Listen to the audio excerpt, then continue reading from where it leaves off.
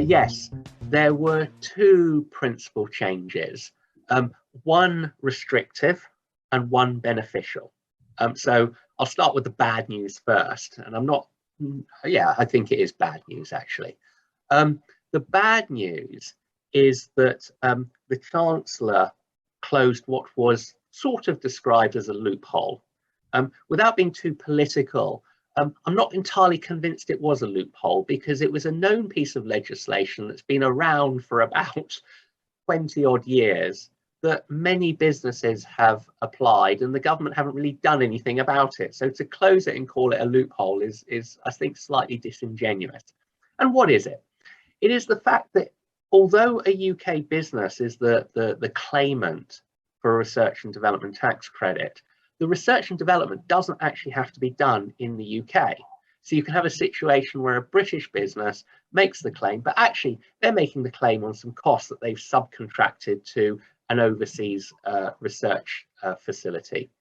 The Chancellor said that this was unfair because, and I quote, "British taxpayers are subsidising R&D outside the UK."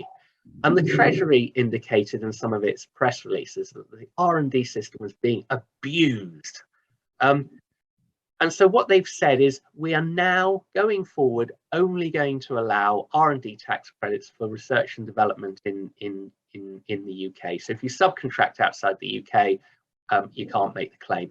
I forget and apologise when this comes in from. I think it is April next year. Or if it's not April next year, it's April the year above. I sort of said, without being too political, I believe, and I've actually seen it already expressed in the press, that this could actually be a bad move for the Chancellor. Reason being is that there is a lot of research and development done around the world where actually the big businesses aren't too fussed about who takes the lead. As long as the R&D is done by appropriately qualified people, they're not worried if it's done in London, whether it's done in Cambridge, whether it's done in Tokyo, whether it's done in Singapore. It just needs doing. And so there is already a concern that some of the big international research will actually no longer be done in the UK because there isn't this ability to subcontract some of the work outside the UK. And with the Chancellor having a stated policy of trying to increase research and development to about 2.4% of GDP, anything that reduces that growth in R&D can only be a bad thing. So on the one hand, you might argue you can understand the principle, but on the other hand, I think at the macroeconomic level, I'm not entirely sure that this isn't the Chancellor shooting himself on the foot. So that's the restrictive thing.